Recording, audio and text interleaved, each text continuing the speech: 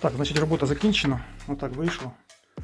Значить, спаяли магістраль, це вход, сотий фланець, вход, фільтр, вихід через задвижку і підйом.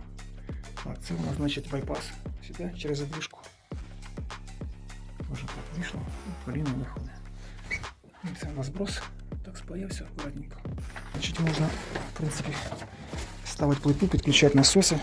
В общем, отак. Система поливу Rain Technology.